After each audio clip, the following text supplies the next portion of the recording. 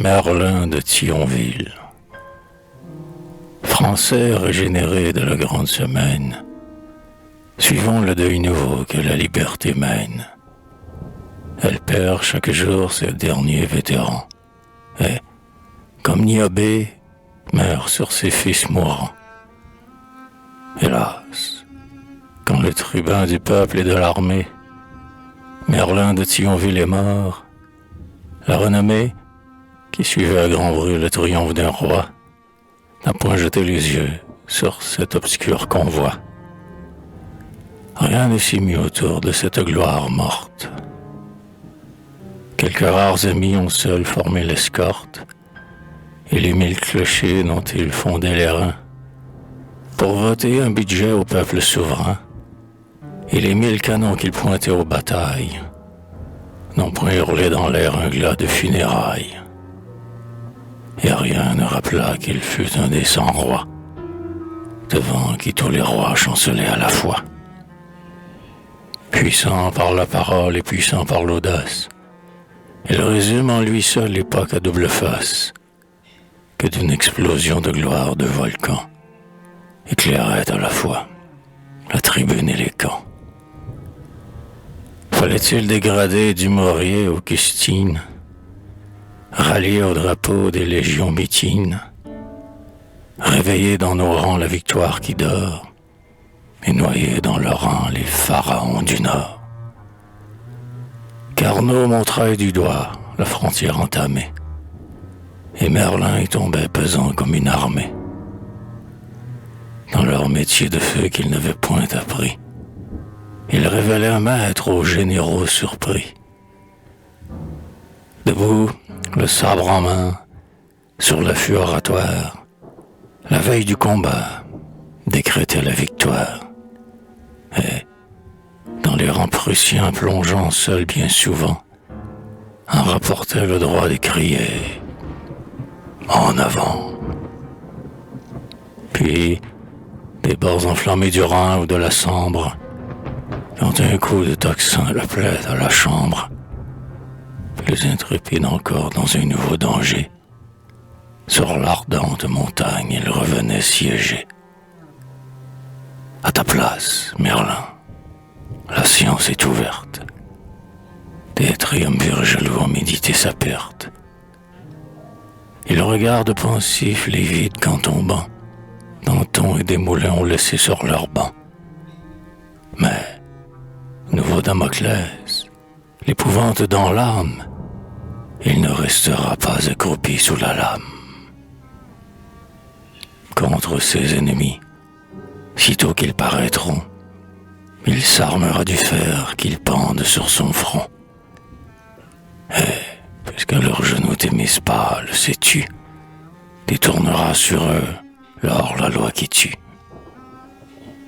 Robespierre est puissant, Robespierre a pour lui des piques dont l'éclair en vain n'a jamais lui, des canons demandant audience à la porte, les faubourgs, une armée à Saint-Just, mais qu'importe. Sa voix retentira, qu'on l'applaudisse ou non, plus haut que les faubourgs, Saint-Just et le canon. Le bouillant proconsul, venu de la Gironde, assiège le premier à la tribune qui gronde. Écoutez. Oh, jamais, sur les glacis d'un fort, les cœurs avant l'assaut n'ont palpité plus fort.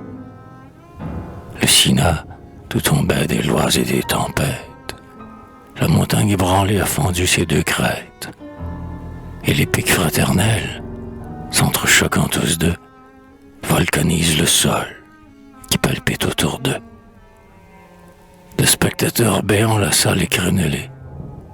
Comme un troupeau de loups qui flaire la mêlée, la plèbe anthropophage attend là, pour savoir quelle chair et quel sang on lui promet ce soir.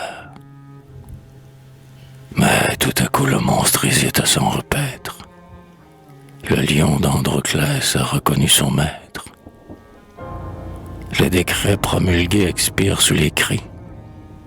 Des bras nus et sanglants relèvent les proscrits. sous ses soupiraux, le vieil hôtel de ville, haletant, a soufflé la tempête civile. Et sur les quais bruyants où Paris est debout, au feu de Thermidor la sédition bout. Merlin se lève alors, fier d'un rôle à sa taille. Encore poudreux des camps, il vole à la bataille. Il part, les cris de mort ne l'intimident point. Il plonge dans l'émeute, un pistolet au poing. Devant les conjurés se dresse, loi vivante, comme dans un filet, les prend dans l'épouvante. Et, sans qu'il ait tiré le glaive du fourreau, les ramasse tremblants et les jette au bourreau.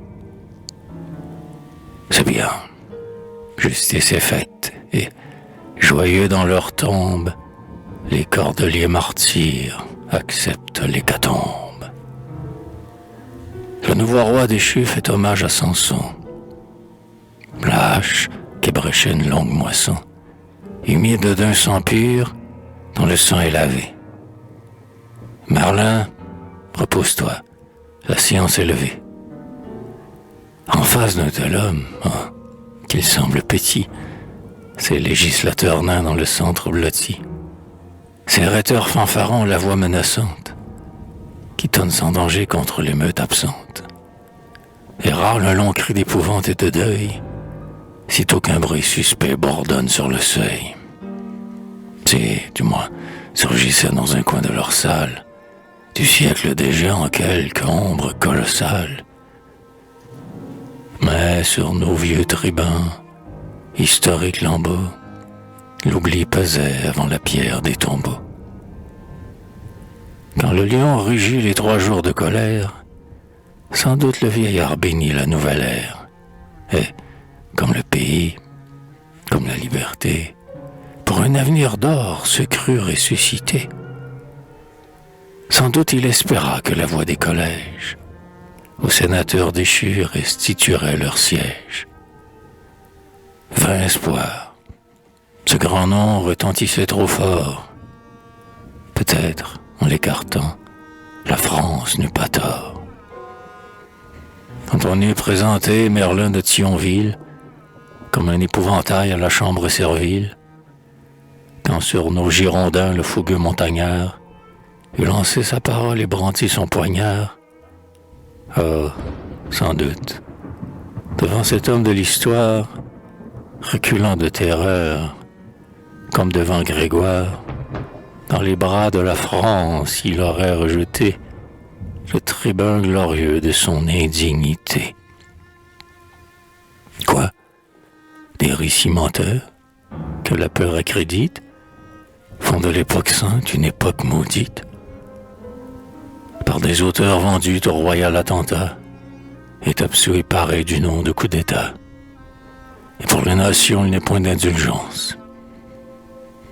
Après avoir longtemps amassé sa vengeance, lorsque le peuple roi se relève et s'assied sur les partis vaincus qui le mordent aux pieds, il faudrait qu'il n'eût pas de fiel dans les entrailles, qu'il étouffa la soif des justes représailles, et ne réveilla pas contre ses ennemis le beffroi, chaud encore, des Saint-Barthélemy. Pour les Fouquiers royaux, l'histoire est sans colère, et ne pardonne pas aux Geoffreys populaires. Et quand même, il aurait frappé d'aveugles coups lâche accusateur, silence. Oubliez-vous que leur âme de feu purifiait leurs œuvres?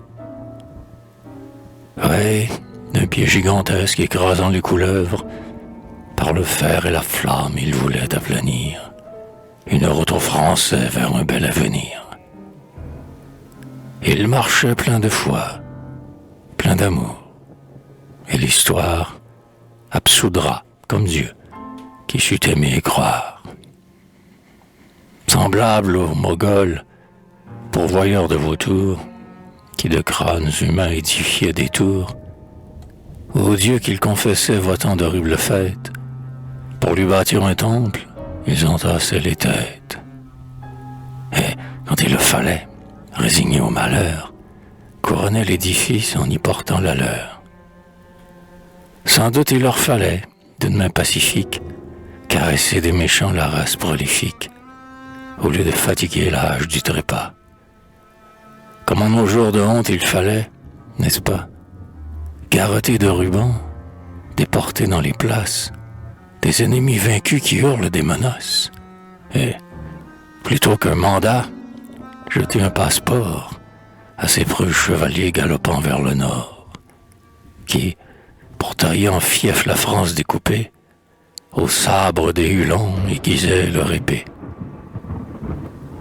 Eh bien, moi, je vous dis que leur pied trop clément sur l'hydre féodal a pesé mollement, car ils sifflent encore, car le monstre vivace, dès qu'ils furent passés, a bondi sur leurs traces. Ils n'ont régné qu'un jour, et quand, le lendemain, sur la couronne à terre un Cromwell mit la main, pour son infâme rampe il sut trouver des membres, repeupla, d'un coup d'œil, les vieilles antichambres, et fit dans le château surgir, on ne sait d'où, les mannequins vivants balayer le dit sceau. À l'anathème, un jour, substituant l'éloge, on fera de leur nom un saint martyrologe. Un jour on votera des honneurs immortels, à leur tombeau maudit transformé en autel. Mais nous, dont le cœur chaud repousse un froid système, nous, peuple, qui voulons la liberté quand même, devançons l'avenir, et d'un pieux accueil, honorons ses proscrits, au moins dans le cercueil.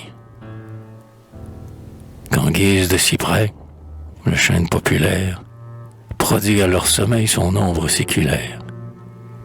Décoré de leur nom, pavoisé de drapeaux, l'arbre poussera bien dans le champ du repos, car du tronc la tige, une chaude poussière, circulera, changée en sève nourricière.